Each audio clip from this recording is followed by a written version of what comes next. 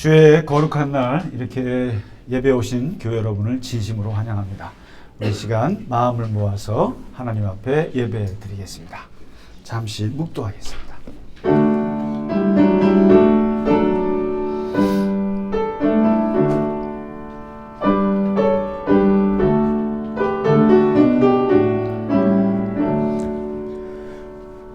너희 모든 나라들아 여호와를 찬양하며 너희 모든 백성들아 그를 찬송할지어다.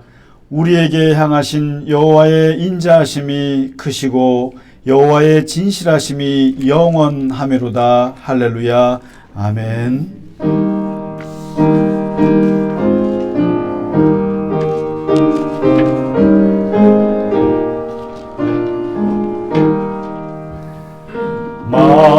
만유의 주제 존귀하신 예수 사람이 되신 하나님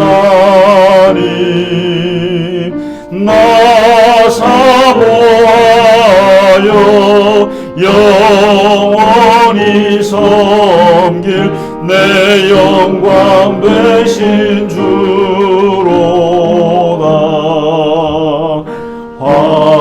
화려한 동산 무성한 저수목 다 아름답고 묘하다.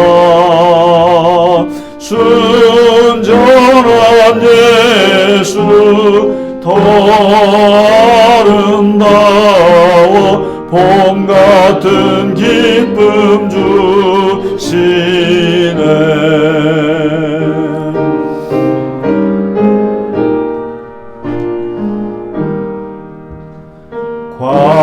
광명한 해와 명랑한 저 달빛 수많은 별들 빛나나 주 예수 빛은 더 찬란하여 참 비교할 수 없도다.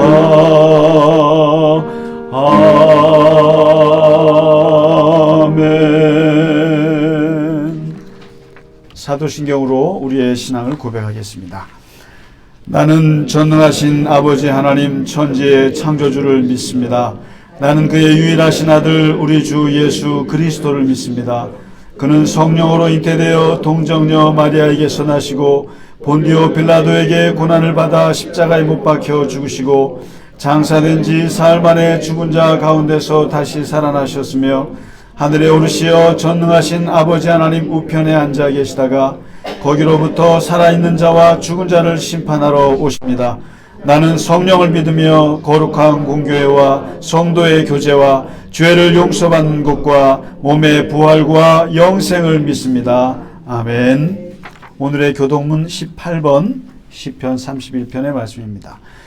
여호와여 내가 주께 피하오니 나를 영원히 부끄럽게 하지 마시고 주의 공의로 나를 건지소서. 내게 귀를 들여 속히 건지시고 내게 영원한 나이가 구원의 산성이 되소서. 주는 나의 반석과 산성이시니 그러므로 주의 이름을 생각하셔서 나를 인도하시고 지도하소서. 그들이 나를 위하여 비밀히 징승하여서 빼내소서. 주는 나의 산성이시니라. 내가 나의 영을 주의 손에 부탁하나이다. 진리의 하나님 여호와여 나를 속량하셨나이다. 내가 나타나는 거짓을 수상하는 자들을 미워하고 여호와를 의지하나이다. 내가 주의 인자하심을 기뻐하며 즐거워할 것은 주께서 나의 고난을 보시고 환난 중에 있는 내 영혼을 아셨으며 아니하셨고 내 발을 넓은 곳에 세우셨음이니이다. 아멘.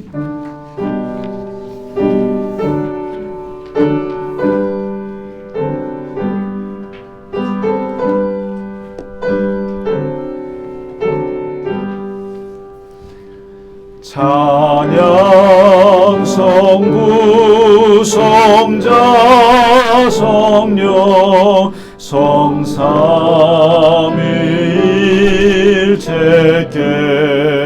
성삼위일체께 영원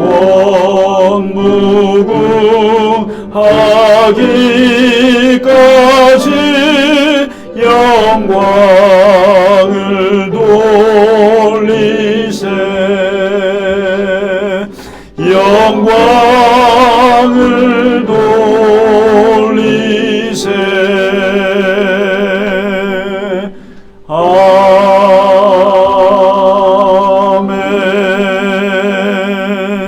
아멘. 늘 우리 곁에서 우리의 힘이 되시는 하나님 아버지, 이 아침 우리의 예배를 받으시는 주님께 감사와 기도와 찬양을 드립니다. 이제는 지나간 시간을 아쉬워하지 않게 하시고 주님의 영광을 위해 수고할 새날을 주심에 감사하는 모두 되게 하옵소서. 저희들의 필요함을 잘 아시는 주님, 말없이 교회를 위해 이웃을 위해 수고하는 일꾼들을 위로해 주시고 오직 주님이 예비하신 하늘의 상급으로 만족하는 저들 되게 하옵소서. 때로는 우리의 능력과 지혜로 감당 못할 어려움에도 낙심치 않게 하시고 주님께서 이루어 주실 것을 믿으며 기도하게 하옵소서. 주님께 늘 감사하오면 우리 갈릴리 겨자나무 교우들 한 마음으로 교회를 섬기고 서로 사랑하는 마음 주심에 감사드립니다. 주님, 이 시간 간절히 기도드림은 지진으로 인해 고통을 받고 있는 튀르기예 난민들의 고통을 위로해 주시고 더 큰 아픔이 없도록 지켜 주옵소서. 우리가 살아가는 모든 것 우리의 뜻대로 하지 말게 하시고 오직 주님의 뜻에 따라 살아가는 저희들 되게 하옵소서. 오늘도 우리 모두가 찬양을 드립니다.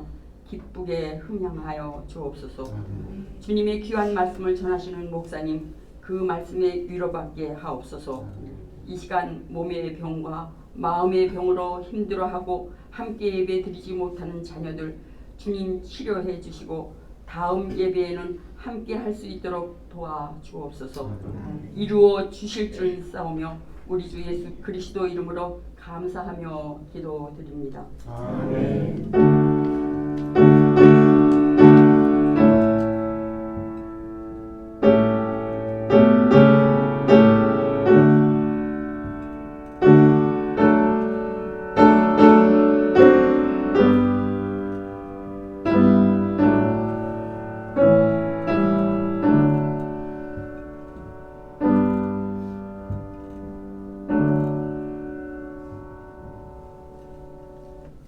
아멘. 찬송가 539장 너 예수께 조용히 나아가 찬송 드리겠습니다.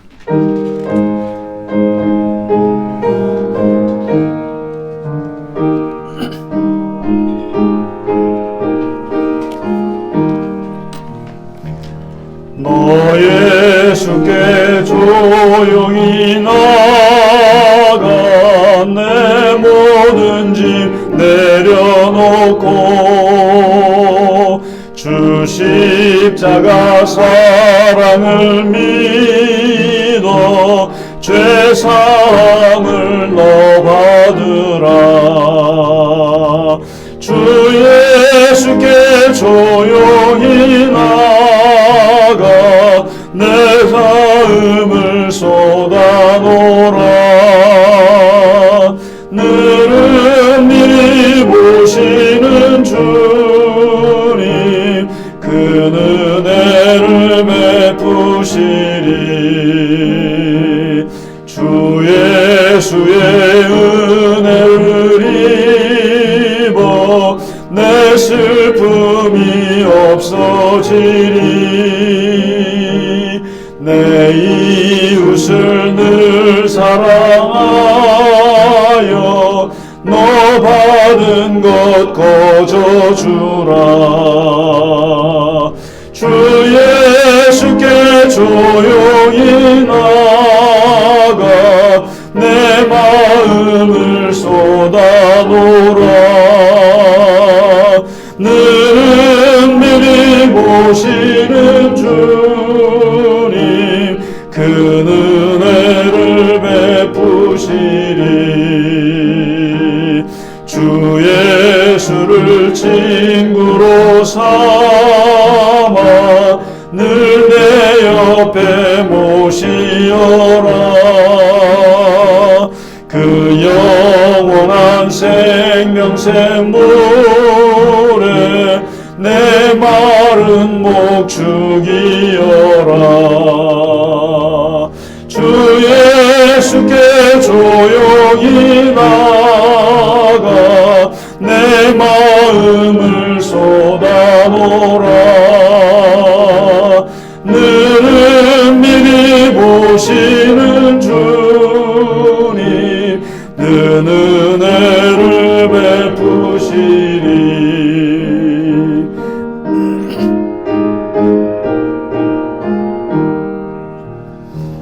너 주님과 사귀어 살면 새 생명이 넘치리라. 주 예수를 찾는 이 앞에 참 밝은 빛 비추어라. 주 예수께 조용히 나가 내 마음을 쏟아놓으라.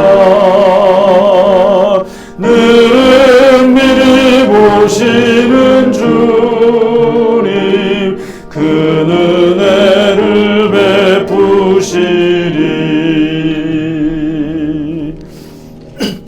아멘. 교회 소식을 몇 가지만 전해드리도록 하겠습니다. 우리가 지난주에 그 튀르키예 지진 이야기를 말씀을 드렸더니 그 영상을 보시고 바로 이렇게 헌금을 해주신 분들이 여럿 있으세요. 그래서 저는 사실은 이걸 뭐 이렇게 어떻게 해야 되나 그냥 좀 마음이 아파서 말씀을 드렸던 건데 이렇게 헌금을 보내오셨어요. 그러니 우리가 안 할 수가 없어요. 우리도 같이 해야 될 상황이에요. 그래서 오늘 하루 같이 모아서 하는데 보니까 뭐 여러 군데에서 이렇게 좀 보내달라고 뭐 월드비전이나 이런 데서 왔는데 그건 아닌 것 같고 그래서 제가 주중에 그 튀르키예 대사관을 가봤어요. 가서 어떻게 교회에서 왔는데 도울 수 있겠는가 했더니 이 헌금이 제일 좋습니다. 그러면서 그 계좌 하나은행 계좌를 일괄적으로 여기서 받습니다. 그래요. 그래서 알았습니다. 그리고 물건은 어떻게 합니까? 그랬더니 쓰던 거는 안 됩니다. 왜냐하면 쓰던 거는 가서 위생적으로 문제가 발생해서 새 것만 받습니다. 그래서 그거는 공장을 가지신 분들이 해야겠군요. 그래서 그건 일단 우리가 접었고요. 그래서 이번 한 주 제가 좀 되는 대로 모아서 모이는 대로 오늘 바로 내일 그 튀르키예에 보내도록 하겠습니다. 그래서 뭐 많은 액수가 아니어도 그냥 조금씩 해서 일단은 벌써 4만 명이 넘었죠.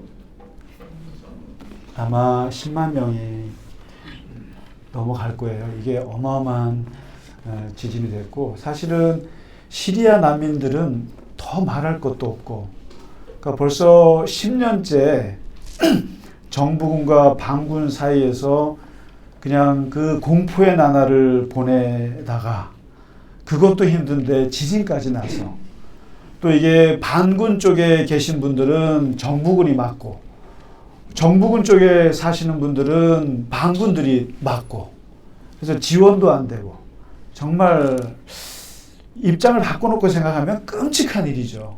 그나마 6.25를 겪으신 우리 장로님 권사님들은 조금 더 와닿으실 것 같고요.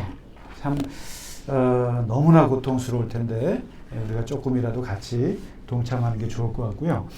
그 다음에 미얀마는 사실 우리 양선 교사님께서 거기에 한센인들 돕고 계시고 또 난민까지도 또 하시고 하셨었는데 이제 뭐 난민 사역은 일시적으로 하시고 이제 안 하십니다만은 그래도 지금 그 탄들랑에 또 포격을 해서 또 흩어지고 또 이렇게 막 그렇다고 이제 이 선교 편지가 왔어요. 그래서 계속 기도해 주십사. 그리고 또 우크라이나 사실은 지구촌에 있는 일들 중에 우리가 미얀마는 좀 항상 생각해서 기도해 줬으면 좋겠고 또 튀르키예나 우크라이나 전쟁 이런 것은 항상 우리가 마음에 담고 기도해야 하리라고 생각합니다.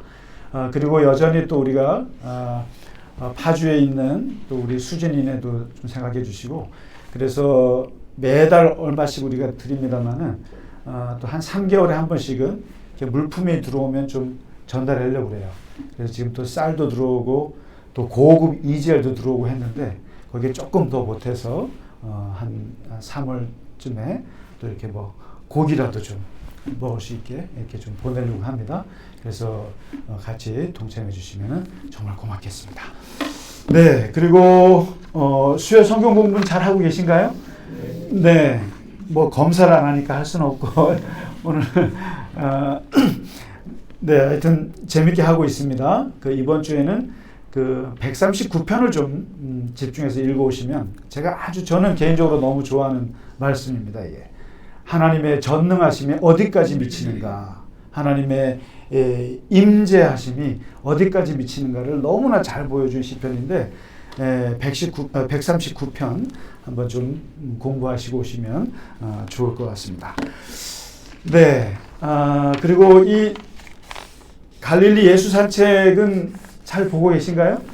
네, 그냥 심심할 때 보시면 좋을 것 같습니다. 저도 그냥 오랜만에 이것을 다시 이렇게 꼭 A4 용지에 맞춰서 이렇게 정리하면서 많은 은혜를 받고 있습니다. 네? 네, 하여튼 뭐 그냥 그래도 주보에 뭐 읽을 거리가 있으니까 나쁘진 않네요. 네, 잘 보시면 좋을 것 같습니다. 네, 오늘 현우 형제 오랜만에 왔어요. 또 네, 어디 해외 다녀오셨다고 우리 네, 우리 옆에 분들하고 같이 인사하시죠. 네, 반갑습니다. 주님의 이름으로 환영합니다. 네, 반갑습니다. 네, 규영 씨 잘 지내죠? 네, 화이팅. 네. 이거 반갑습니다. 네.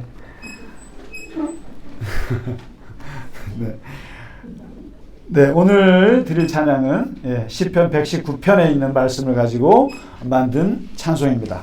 주 안에 있는 나에게 다 함께 하나님께 드리도록 하겠습니다.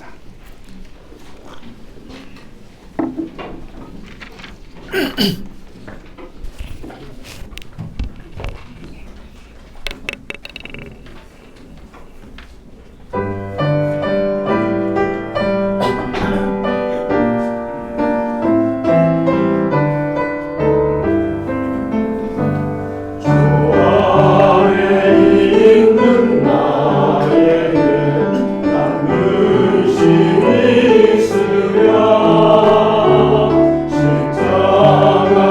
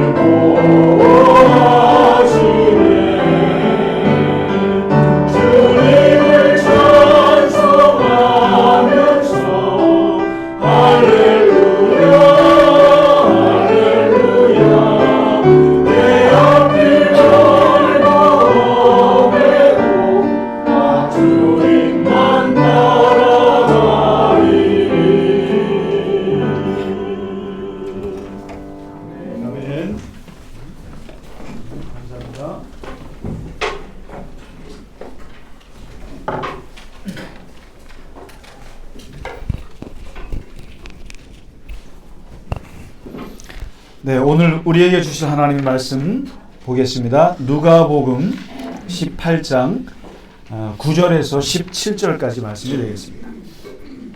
우리 천천히 함께 읽겠습니다. 시작.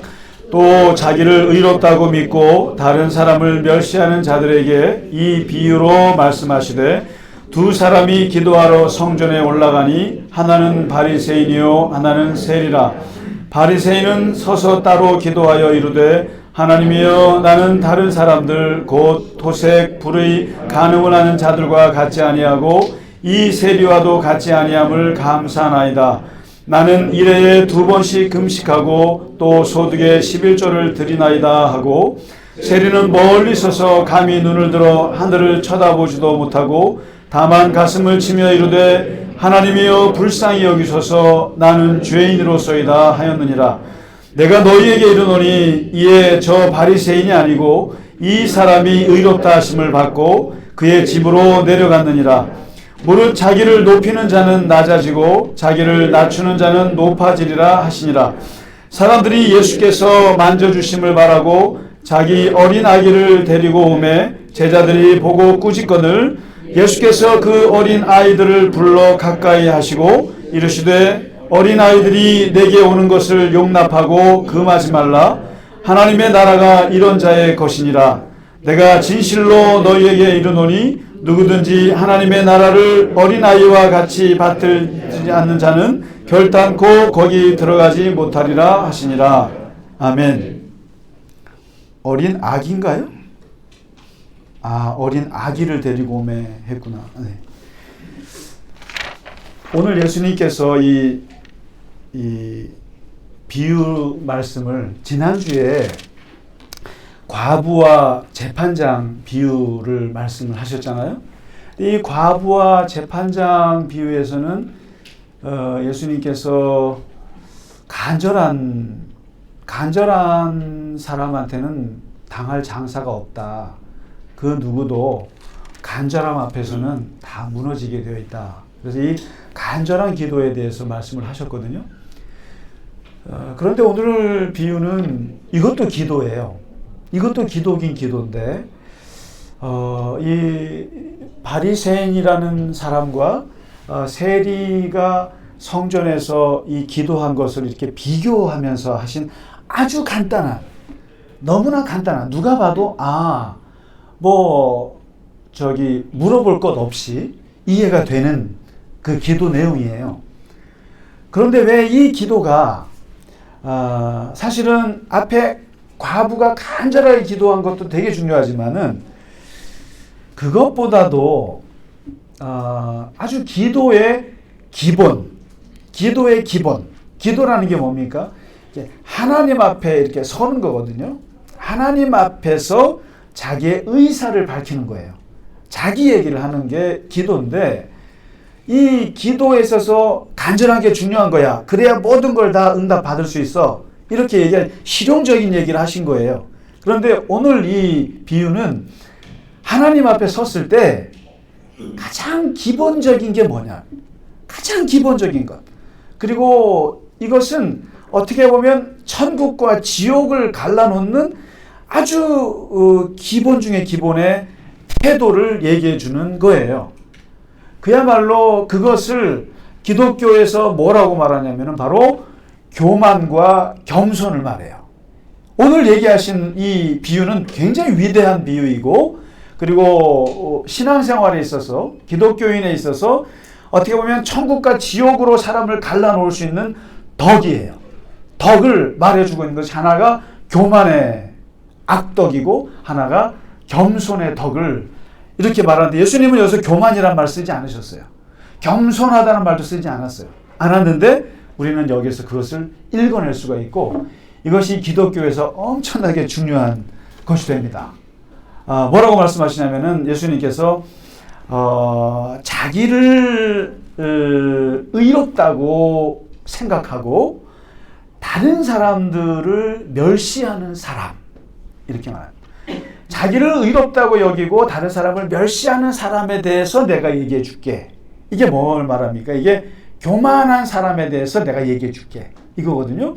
그러면서 바리새인과 세리가 성전에 나가서 기도하는 모습을 한 두세 구절에 이렇게 얘기를 하시는 거예요. 얘기하시는데 그 구절 속에 교만한 인간의 본질, 겸손한 사람의 본질을 정확하게 얘기를 하시는 거예요. 저는 예수님이 참 매력이 있다고 생각하는 게, 예수님은 이론적으로 논문을 쓰신 분이 아니에요. 예를 들면 여러분 그 아리스토텔레스만 해도 용기란 이러이러한 것이다, 그 다음에 교만이란 이런 것이다, 지혜란 이런 것이다, 이렇게 얘기를 하거든요. 근데 예수님은 그런 얘기를 하진 않고 어떤 사람이 있었는데 얘가 이렇게 했다, 아주 간단하게 얘기하는데 거기에 핵심을 탁 집어주는 거예요. 그게 바로 뭐냐면 오늘 바리새인의 기도를 한번 보자. 바리새인이 어떻게 하냐면은 얘는 기도하는 걸 보니까 따로 서서 따로 기도하여 이르되 하나님이여 나는 다른 사람들 곧 토색 불의 간음하는 자들과 같지 아니하고 이 세리와도 같지 않음을 감사나이다. 나는 일에 2번씩 금식하고 소득의 11조를 드리나이다. 끝. 이거예요. 두 구절에 걸쳐서 말씀을 하시는데 이 사람이 왜 교만한 사람이냐, 이거죠. 왜 교만한 사람이냐, 이걸 보면은 따로 서서 기도합니다. 따로 서서 기도해요. 이렇게 성전에 많은 사람들이 있을 거 아닙니까? 많이 있을 거 아니에요? 그리고 장의자가 있고 뭐 할 거 아니에요? 우리 같으면 교회에 있는데 이 사람은 자기 따로 여기 앞에서 나와서 여기서 기도합니다. 따로 사람들하고 어울리지 않아요. 따로 서서 멀리 이렇게 하는 거죠. 사람들이랑. 특히 거기 아마 이제 동시간에 세리도 같이 있었나 봐요. 그러니까 세리하고 멀리 떨어져서 기도하는 거죠. 교만이라고 하는 것은 다른 사람들하고 거리를 두는 게 교만입니다. 바로 나오잖아요. 교만이라고 하는 것은 다른 사람들과 내가 다르다고 생각하는 데서 시작이 되는 거죠. 같이 못 어울립니다. 나는 혼자 잘나고 유아 독존이죠. 누가 내 옆에 오는 것을 너무너무 싫어요. 이게 교만의 시작이거든요. 그러니까 이렇게 어울려서 뭔가 옷이 스치고 뭔가 숨소리가 들리고 이런 게 너무너무 싫어요. 특히 세리 같은 인간이 내 옆에 있다는 것은 용납 못해요. 그리고 수준 낮은 사람이 내 옆에 있다 싫어요. 그러니까 이런 사람들은 절대로 전철 안 탑니다. 버스 안 타요. 택시 타요. 자기 차 하지. 절대로 그 다음에 사람들 인해서 뭐가 싫어요. 그리고 뭔가 이렇게 자기하고 수준 다른데 사람이랑 어울리는 것을 아주 죽었다 깨어나도 싫어요. 너무너무 싫어. 내가 질 떨어지는 것 같아요. 교만한 사람의 첫 번째 증세예요. 이게 따로 서서 따로 있어요. 따로. 그리고 기도하는 내용을 보니까 예수님께서 말씀하세요. 나는 다른 사람들, 그 불의, 토색, 간음하는 사람들과 같지 않습니다. 이 뭡니까? 바로 다른 사람과 비교하는 거죠. 다른 사람. 교만한 사람들은 기본적으로 비교가 심한 사람들이에요. 항상 비교하게 됩니다. 나는 항상 다른 사람들이 머릿속에 들어와 있고 내 시야에 들어와 있어요. 그래서 항상 그 사람들과 비교했을 때 내가 우위에 있다고 하면서 즐거워하는 것을 교만이라고 합니다.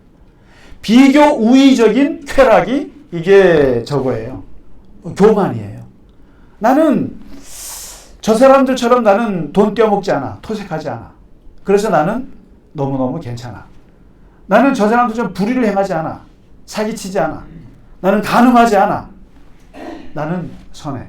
여기서 오는 그 즐거움. 이게 이제 교만 두 번째 증세죠. 그리고 세 번째 보면은 그러고 나서 나는 저 사람들보다 낫다라고 생각하면서 감사기도를 올립니다. 감사기도. 여기서부터는 이게 영적인 교만인 거예요. 감사가 얼마나 좋은 거예요. 감사가 너무나 좋은 거죠. 그리고 사람이 감사하지 않는 사람은 참 문제가 많은 거거든요. 근데 감사하는 거 너무 좋은데 감사의 동기가 뭐냐는 거예요. 감사의 동기가 다른 사람들과 비교해서 내가 더 나은 것 때문에 감사하는 거죠. 이런 거예요. 나는요, 다른 사람처럼 토색하지 않아서 나는 감사해요. 나는요, 다른 사람처럼 불의를 행하지 않아서 감사해요. 나는요, 간음하지 않아서 감사해요. 나는요, 다른 사람들처럼 고통받지 않아서 감사해요. 조금 더 나아가면 이런 거예요. 나는요, 다른 사람보다 건강해서 감사해요. 그러니까 건강 주셔서 감사합니다는 괜찮은데 다른 사람들은 막 아픈데 나는 그나마 건강해서 감사해요. 비교했을 때.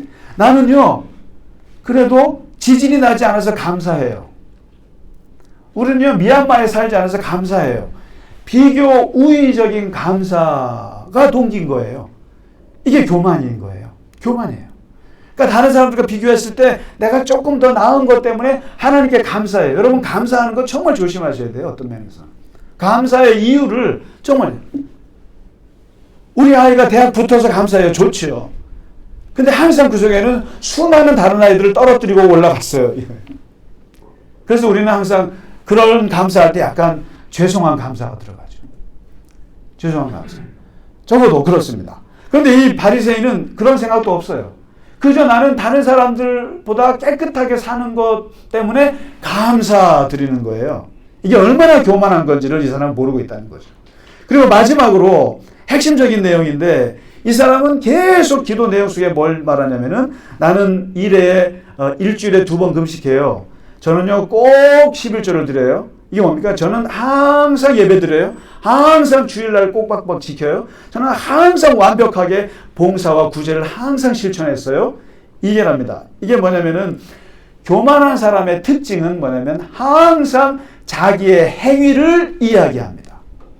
자기가 해왔던 삶의 업적들을 이야기하고 싶어 해요. 이게 교만의 본질이거든요. 이게. 근데 반면에 이 세리를 한번 잘 보세요. 세리를 보면은 예수님이 한 줄로 얘기합니다. 한 줄로 얘기하시는데 이 사람도 멀리 서서 기도해요. 근데 아까 바리새인은 따로 서서 멀리 서서 이게 뭐가 다를까? 따로 서서는 사람들이랑 따로 해요. 근데 멀리 섰다는 얘기는 지금 이게 뭘 말하냐면은 하나님과의 거리예요. 하나님과 멀리 섰어요. 하나님 앞에 가까이 갈 용기가 없어요. 자신이 없어요. 이 교인분들 중에도 보면 우리 교회는 뭐 이게 강대상이라고 하기도 좀 그렇고 뭐 재단이라고 하기도 좀 그렇고 그런데 이렇게 앞에다 십자가 이렇게 해놓고 돌 석상 놓고 옛날 우리가 있던 교회도만 해도 그 이렇게 예쁘잖아요. 그러면은 거기를 이렇게 발을 디디는 걸 되게 그 좀 두려워하세요. 교인분들이. 그러니까 거기에다가 이렇게 가까이 간다는 게 되게 부담을 갖고 계세요. 뭐 대표 기도하러 올라오셔야 되고 뭐 올 때도 거기만큼은 잘 안 딛고 싶어 하신단 말이에요. 근데 그게 뭐냐면은 하나님에 대한 거리감인 거예요, 사실은. 하나님에 대한 거리감. 그러니까 이 세리는 겸손한 사람은 기본적으로 하나님께 가까이 가는 게 두려운 사람들이에요. 이게 무서운 거예요. 그래서 뭔가 이거 뭐 별거 아닐 수도 있잖아요. 근데 이게 십자가라는 것 때문에 이렇게 만지는 게 무서운 거예요. 이게 뭐냐면 기본적으로 하나님과 멀리 가까이 가는 게 무서운 거예요. 세리는. 이게 겸손의 시작이에요. 근데 바리새인 보세요. 그 사람이 어디서 기도했겠어요? 성전에? 성전에 맨 앞자리에 있을 거예요. 틀림없이. 맨 앞자리. 하나님과는 자기는 가까이 갈 수 있다고 생각하는 사람이에요. 바리새인이. 말씀 외우죠. 말씀 달달 외우죠. 매일 그냥 예배 드리죠. 그러니까 뭐 목사 이상 같은 사람이죠. 그러니까 목사는 이런 게 어떻게 보면 좀 그렇지가 않아요. 그러니까 나는 마치 하나님과 가까이 있는 사람인 것처럼 착각한단 말이에요. 목사들도. 그런 것처럼 바리새인은 사람들과는 떨어질수도 하나님과 가까이 간다고 생각하는 거죠. 그런데 이 세리는 하나님과 멀리 서서 그리고 성전에서 어디에서 했겠습니까? 저 뒷자리 있겠죠. 저 뒷자리 구석층에서 기도했겠죠. 이게 겸손의 출발입니다. 그리고는 뭐라고 하냐면은 이 사람은 태도를 보니까 하늘을 쳐다보지를 못해요. 하늘을 쳐다봐야 되는데 그래도 하나님이 하늘에 계시다고 믿고 하늘을 쳐다봐야 하는데 하늘을 쳐다보지 못해요. 그리고는 가슴만 쳐요. 이 사람이 가슴만 자꾸만 치면서 기껏 내뱉는 기도는 딱 두 마디예요. 이 기도가 기독교가 수천 년 동안 내려오면서 내려왔던 예수 기도의 모범이 됩니다. 이 세리의 기도가. 뭡니까? 이게 뭐냐면은 하나님이여 나를 불쌍히 여기소서.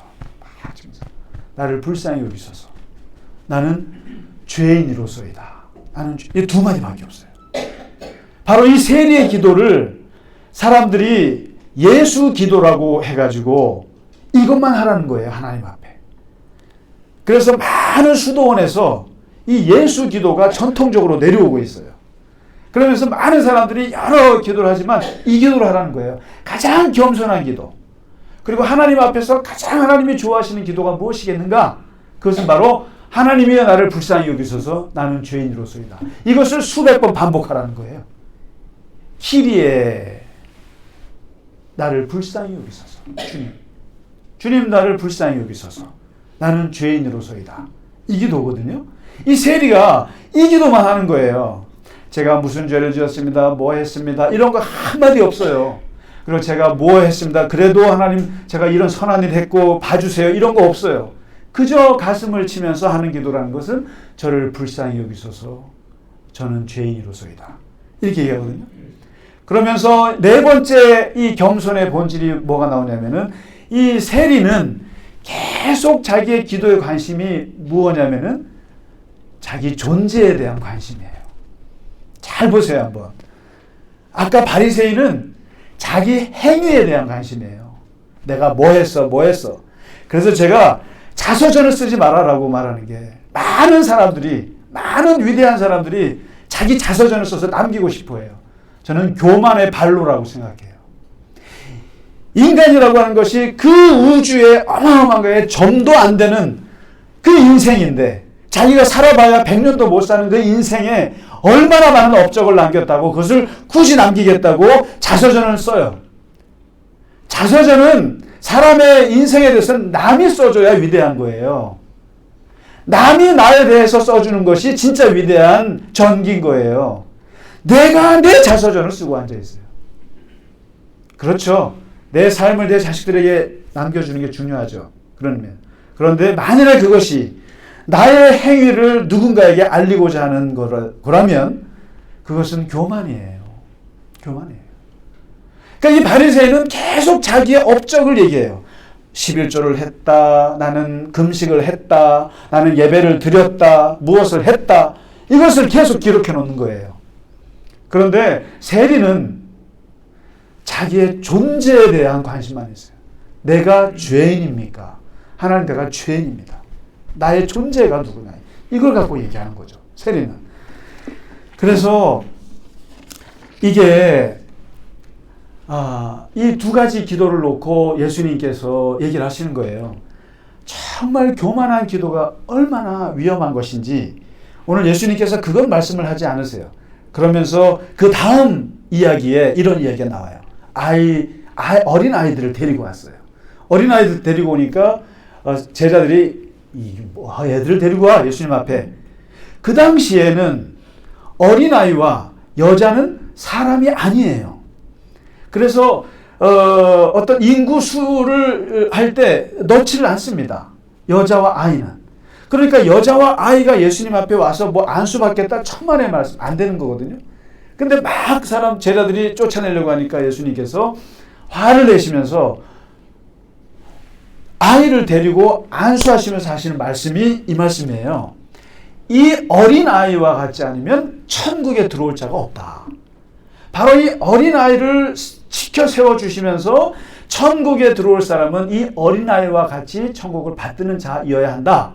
그러면서 여기서 말하는 예수님이 겸손하지 않고는 천국에 들어올 자가 없다는 얘기를 하시고 교만한 사람은 절대로 하나님 나라에 들어올 수 없다는 얘기를 하신 거죠.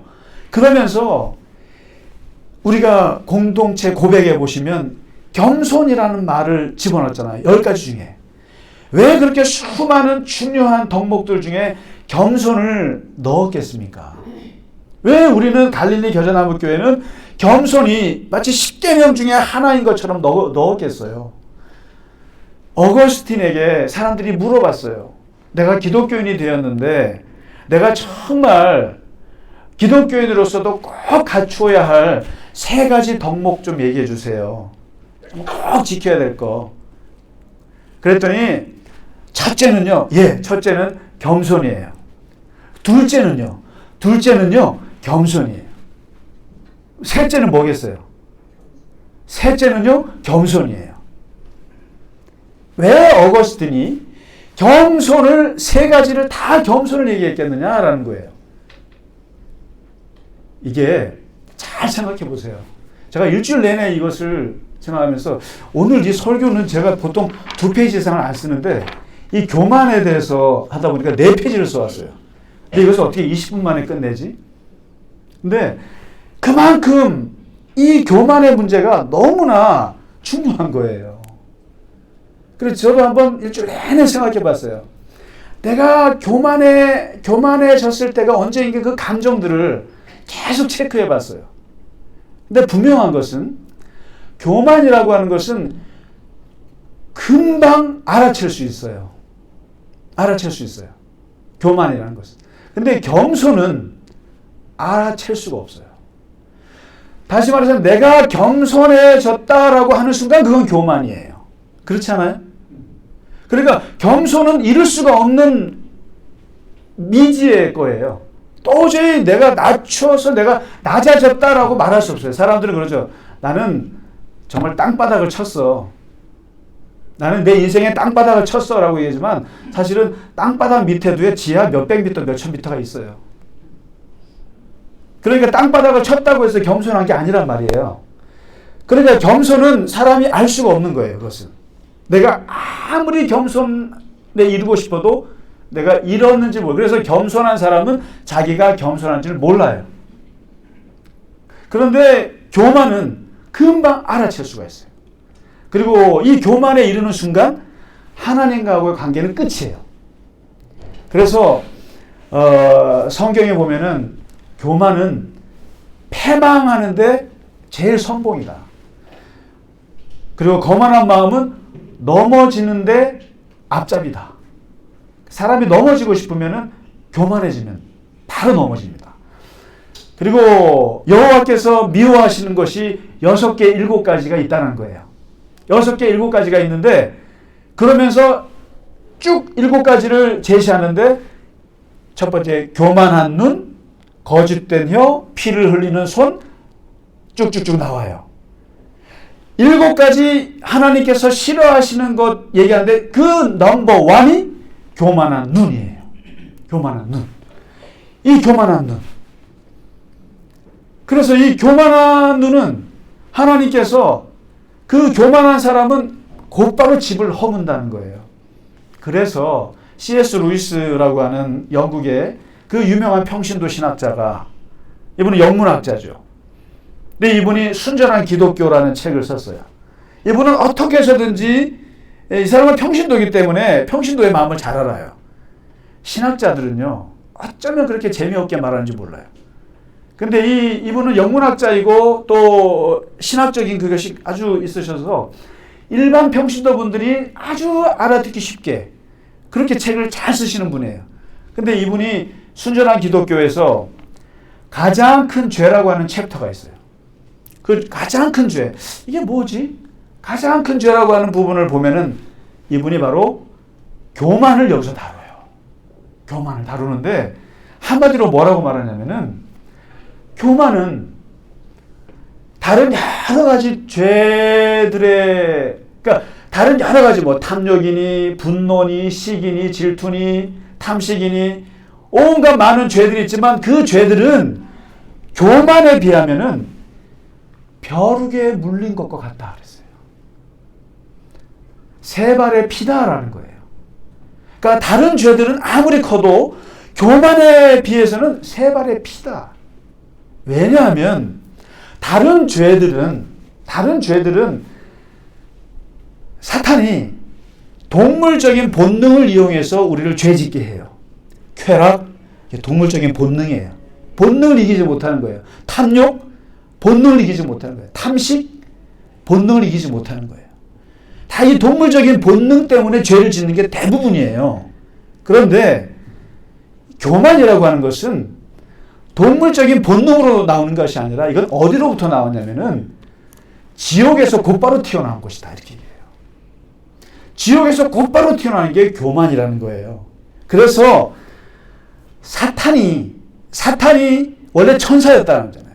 원래 천사였는데 천사가 사탄이 된 결정적인 이유가 바로 뭐냐면 하나님께 대들다가 하나님처럼 되려고 그러다가 하나님과 맞짱 뜨다가 사탄이 된 거예요. 그게 뭡니까? 교만이에요. 그래서 이 교만은 지옥에서 곧바로 나온 게 교만이라는 거예요, 이게. 그러니 얼마나 무서운 것이며 교만에 드는 순간 그 사람은 하나님하고 관계가 끝장난다는 거예요.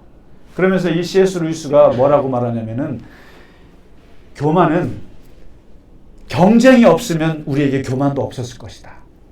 항상 비교하는 데서 교만이 온다. 그러니까 다른 사람들과 항상 비교하는데 비교하면서 나보다 잘났다고 생각하고 그러면은 내가 열등감에 빠지고 내가 더 낫다고 생각하는데 항상 교만한 거예요. 생각해 보세요. 돈이 다른 사람보다 내가 좀 더 많다고 생각하면은 경제적 교만에 빠져요. 그리고 사회적으로 내가 지위가 다른 사람보다 좀 높다고 생각하면 사회적 교만에 빠져요. 그리고 내가 다른 사람들보다 뭔가 좀 더 건강하다고 생각하면은 육체적 교만에 빠지는 거고. 그리고 그 교만들 중에 가장 악독한 교만이 뭐냐면은 영적인 교만이에요. 영적인 교만. 내가 다른 사람보다 조금만 기도를 좀 많이 하고 조금만 더 낫다고 생각하면은 곧바로 빠지는 게 영적인 교만이에요.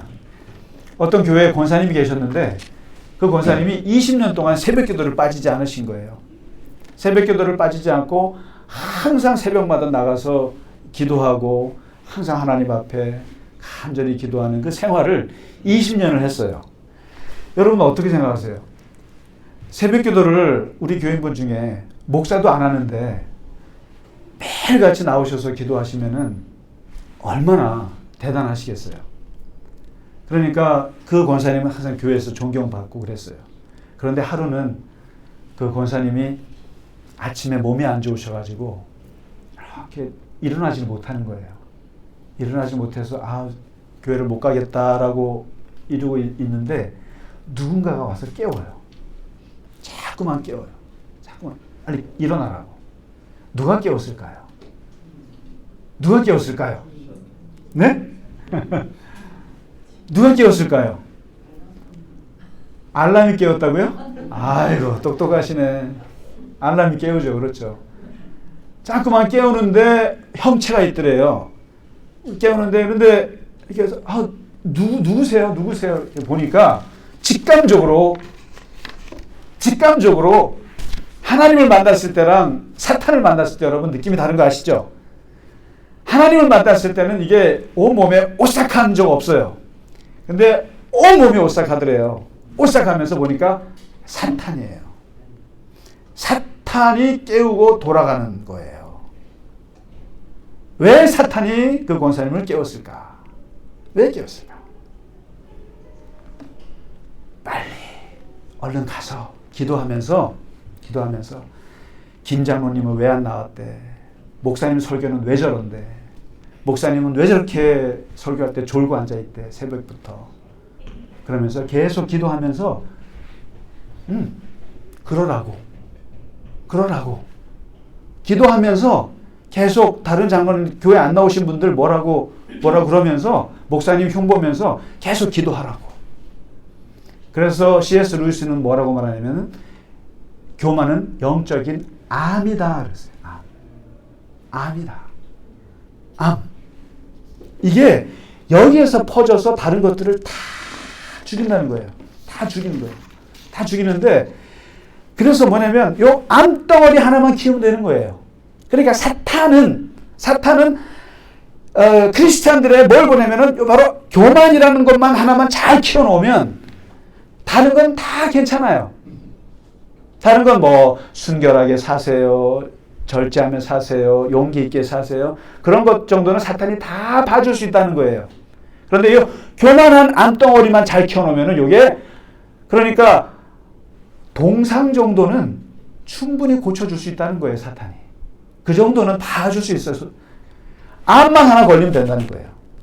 그러니까 다른 거 다 잘하셔도, 다른 거 다 탐욕 없어요, 쾌락 안 부려요, 그리고 정말 뭐 간음 안 해요, 불의하지 않아요, 다 좋아도 마음속에 교만이 사로잡고 있으면 그 교만이 모든 죄들을 다 잡아먹는다. 그래서 그레고리오스 교황이라는 분은 교만은 다른 모든 죄들의 뿌리라고까지 얘기했어요. 뿌리. 이 교만만 들어오면 다 끝이에요. 그래서 사탄은 우리 안에 교만이라고 하는 독재 정권을 세울 수만 있으면 다른 모든 건 다 봐줄 수 있다는 거예요. 그만큼 이 교만이라고 하는 것이 무섭다는 거예요. 그래서 어떻게 도대체, 왜냐하면 잘 생각해 보세요. 교만이 내 속에 들었다. 듣는 순간 나는 천국과 거리가 멀다고 생각하시면 딱 맞아요. 그래서 뭐라고 하냐면 이 교만에서 벗어날 수 있는 길이 무엇인가? 벗어날 수 있는 길이 무엇인가? 가장 쉬운 길은 첫 번째 이거예요. 내가 교만하다는 사실을 인정하시는 거죠. 인정하시는 거예요. 내가 엄청 교만하다는 것을 깨닫는 게 가장 중요하다는 거죠. 근데 교만하죠. 그럼 도대체 교만이라는 것을 어떻게 할 수 있느냐? 그래서 제가 한번 교만 인지 감수성 테스트를 해봤어요. 교만의 레이더를 한번 달아봤어요. 교만한지 아닌지를 한번 CCTV를 달아보고 교만 진단법을 만들어봤어요. 교만 진단법. 어떻게 내가, 그러니까 이런 거 있잖아요. 사랑은 무엇이다 그러면 여러분 사랑이 뭔지 아세요? 사랑하면은 항상 보면은 사랑이라고 하는 추상적인 명사 앞에서는 몰라요. 사랑이 뭔지. 그러니까 사도 바울이 그것을 구체 동사로 다 13가지로 만들어줬잖아요. 15가지구나. 사랑은 오래 참는 거야. 사랑은 온유한 거야. 시기하지 않는 거야. 자랑하지 않는 거야. 교만하지 않는 거야. 자기의 유익을 구치 않는 거야. 뭐 이런 거 쭉 얘기하잖아요. 15가지나 얘기했어요. 이게 뭐냐면 사랑 진단법이에요. 당신 나 사랑해? 그러면은 글쎄 이런 걸로 말할 수 있는 게 아니라 오래 참으면 그게 사랑인 거죠. 무례히 행치 않는 것이 사랑. 무례히 행하면서 사랑해? 아닌 거잖아요. 이런 것처럼 이 주어가 있으면은 종속 동사가 여기에 15가지가 있는 거예요. 근데 교만도 마찬가지예요. 교만해? 내가 교만해? 이렇게 말할 수가 없어요. 그럼 뭐로 할 수 있느냐? 제가 10가지 진단법을 만들어 왔어요. 한번 체크 한번 해보고 와주세요. 자기도 모르게 자신을 대단하다고 생각하는 것을 넘어서 그렇게 인정해주지 않는 사람들을 보면서 자기 연민에 빠질 때가 있는가? 내가 다른 사람보다 더 낫다는 생각을 하는가? 만일 그렇게 인정받지 못했을 때는 내 자기 연민에 빠지는 때가 있는가? 빠질 때가 있으면 이게 교만한 거예요. 둘째는 다른 사람들에게 자꾸 칭찬 듣기를 원하고 인정받고 싶은가? 인정받고 싶으세요?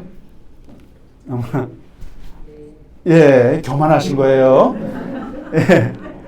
보세요.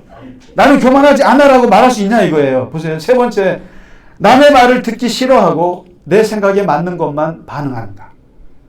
그러니까 다른 사람이 나에게 말을 안 좋은 얘기를 할 때 싫어하고 내 생각에 맞는 것에는 내가 반응해요. 100% 아니에요? 100%죠. 남이 듣기 좋은 말, 안 듣기 좋은 말 하는데 듣기 좋은 사람 어디 있어요? 잘 생각해 보세요. 그러니까 이게 지금 얼마나 내가 교만의 인지 감수성이 예민한가 아닌가를 보는 거예요. 네 번째, 시험에 자주 들고 자신이 오해받고 있다는 피해의식을 가지게 되고 변명을 많이 하는가. 그러니까 살다 보면 내가 자꾸만 시험에 자주 드나. 자꾸 시험에 드나? 그리고 내가 피해의식이 자꾸 생기나?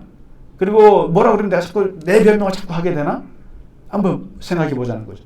다섯 번째, 자존심이 강하고 자신의 평판에 신경을 많이 쓰는가? 다른 사람들이 나에게 뭐라고 하는 거가 굉장히 신경 쓰이는가? 신경 쓰이면 그것 때문에 잠을 못 자면 이게 교만할 수도 있다는 거예요. 교만해서 잠 못 자라는 거예요. 자기를 너무 높게 보기 때문에. 그리고 자신이 보고 듣고 깨달은 것만이 최고라고 생각하는 경향이 있는가? 내가 경험한 거가 맞아 라고 생각하는가? 내가 경험한 게.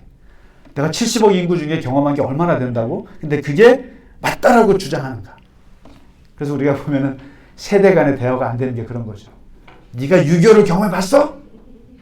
그러면 이제 젊은 사람 할 말이 없죠. 그럼 젊은 사람들은 아버지는 뭐 MZ세대 뭐 알아? 그럼 그러니까 자기 경험만 이거죠. 그 다음에 권위나 법이나 규칙에 순복하는 게 자존심이 상합니다. 뭐 법이 이러면 따르기 싫고 교회에서 규칙이 따르면 너무 싫은가 이런 게. 그리고 사람들과 논쟁하는 게 좋은가? 그럼 100%죠. 그리고 질투할 시기가 많은가? 그 다음에 마지막에 다른 사람에게 내 이야기, 내 자랑만 하고 싶은가? 그래서 적어도 우리가 10번째는 우리 교회에 규칙이 하나 있어요. 우리 교인분들은 자기 자랑은 거의 안 하세요. 그런데 어쩔 수 없이 자식 자랑은 해야 되는 거예요. 이 자식 자랑만큼은 해야 되는 거예요. 그래서 이것은 제가 막을 수 없다 생각하여 돈을 받기로 했어요. 손자 자식, 특별히 해외에 있는 자식을 한번 2명 이상 하면은 2주 이상 밥을 사야 되는 거예요. 그러니까 그렇게라도 해서 자기 자랑을 못하게. 근데 우리는 자기 자식들 자랑을 많이 하기를 원합니다, 저는. 그래야 우리가 식사가 풍성해지기 때문에. 그러니까 이런 거예요. 그러니까 교만이 아주 멀리 있지 않다는 거죠. 그래서 항상 이러한 그 자기 진단을 해보면 내가 교만한 거 아닌가. 그래서 옛날 기독교가 전통적으로 교만을 이기는 법을 개발했는데 그게 바로 그 중에 하나가 아까 내가 교만하다는 사실을 늘 깨닫는 것이 있고 두 번째가 뭐냐면은 공동체에 들어가라고요 합니다. 그래서 교회라고 하는 공동체가 그렇게 중요해요. 그래서 옛날에 수도원에도 보면은 4가지 종류의 수도사가 있었는데 하나가 회수도사가 있습니다. 이것은 그 수도 원장 밑에서 다른 사람들과 훈련받는 그런 수도사예요. 두 번째는 은둔수도사. 이런 데서 훈련받다가 은퇴해서 혼자 그냥 계신 분들이에요. 그 다음에 독립수도사가 있어요. 이 독립수도사는 수도원에 안 가요. 혼자 수도하는 사람이에요. 그리고 유랑수도사가 있어요. 유랑수도사는 저기 돌아다니죠. 이 수도원 다니다가 마음에 안 들면 저 수도원 가고 이렇게 다니는 사람이에요. 그러면서 뭐라고 말하냐면 기독교에서는 이 3번째, 4번째는 수도사가 아니다라고 얘기를 합니다. 여기저기 기웃거리거나 그리고 혼자 돛 닦는 사람들 수도사가 아니다. 수도사는 공동체 안에서 다른 사람들과 눈치 보면서 다른 사람들의 그런 것들을 보면서 서로가 말을 맞춰가면서 존중하면서 그리고 자기가 깎여서 내려가면서 그리고 내가 이런 말 했을 때 저 사람은 이렇게 말하지라고 하는 것을 겪어가면서 거기서 교만이 깎이는 거다. 그래서 교회라고 하는 것은 온라인으로만 예배를 드릴 수가 없는 거예요. 온라인 교회는 거기에 한계가 있는 거예요. 그래서 같이 모여서 밥을 먹으면서 내가 말을 했더니 저 사람이 기분 나빠하더라. 아이고 내가 이러면 안 되겠네. 이러면서 이게 공동체 안에서 겸손해지는 거거든요. 그렇기 때문에 이 교회라고 하는 것이 같이 어울리는 것이 너무나 중요하다. 그래서 낮아짐만이 하나님의 천국을 볼 수 있다. 겸손은 이룰 수가 없는 거예요. 그러니까 겸손하다 말할 수도 없고 그저 내가 교만하지 않기를. 하나님 멀리 서서 그냥 쳐다보지도 못하고 내 가슴을 치면서 그저 저를 불쌍히 여기소서 나는 죄인으로서이다. 이 세리의 기도가 가장 기본적인 기도가 되시기를 주님의 이름으로 축원합니다. 네. 함께 찬양 드리고 예배 마치겠습니다.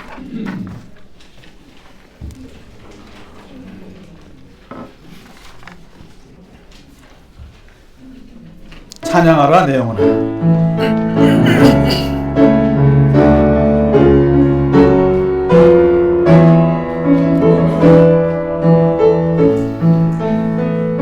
찬양하라 내 영혼아. 찬양하라 내 영혼아.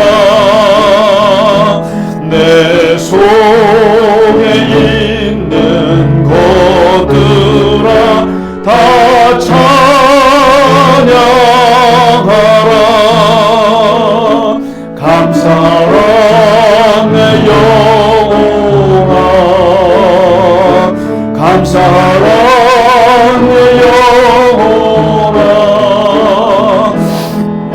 속에 있는 것들아 다 감사하라. 기뻐하라 내 영혼아 기뻐하라 내 영혼아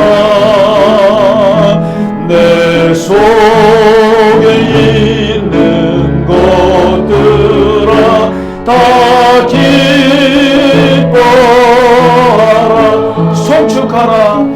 송축하라 내 영혼아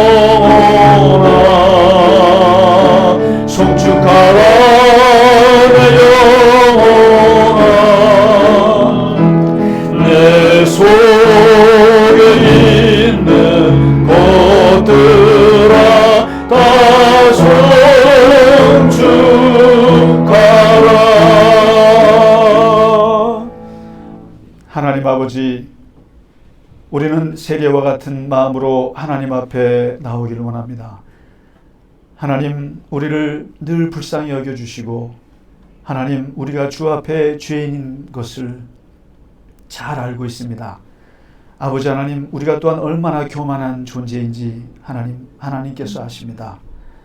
우리가 남들과 비교하면서 얼마나 좋아했고 또 내가 얼마나 쉽게 분노했으며 얼마나 다른 사람을 판단했으며 나의 주장과 나의 생각을 드러내기에 바빴고 항상 하나님 앞에서 완벽해질 것이라고 착각했던 것들 아버지 하나님 다 내려놓습니다. 하나님, 그저 우리를 불쌍히 여기시고 우리는 부족하기 이를 데 없으며 하나님, 우리의 마음 깊은 곳에 어린아이와 같은 심령을 우리에게 허락하여 주시옵소서. 우리는 지극히 하나님을 사랑하고 그리고 아버지 하나님 천국을 사모하는 주의 백성들입니다. 하나님, 우리가 교만함으로 인해서 천국의 문이 막혀지는 일이 없기를 간절히 원합니다. 항상 우리의 삶 속에서 하나님 안에서 겸손하게 살아가게 하시고 늘 낮아지는 자세로 살아가게 하시고 하나님, 그것이 이룰 수 없는 길이지만 늘 하나님 앞에 겸허하게 살아갈 수 있는 모든 주님의 자녀 되게 하여 주시옵소서.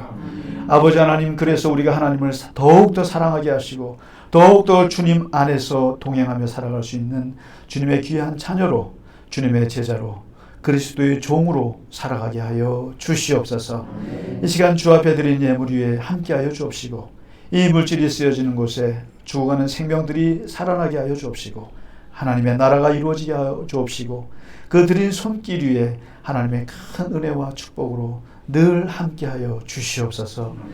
이제는 우리 주 예수 그리스도의 크신 은혜와 하나님 아버지의 지극하신 사랑과 성령의 감화, 감동, 위로, 교통하심이 오늘 주 앞에 겸허히 살아가기를 원하며 교만하지 않게 살기를 원하며 오직 주와 더불어 동행하며 주님을 기뻐하며 살아가기를 원하는 갈릴리 겨자나무 교회 모든 교우들 머리 위에 이제로부터 영원까지 함께 하시기를 간절히 축원하나이다. 아멘.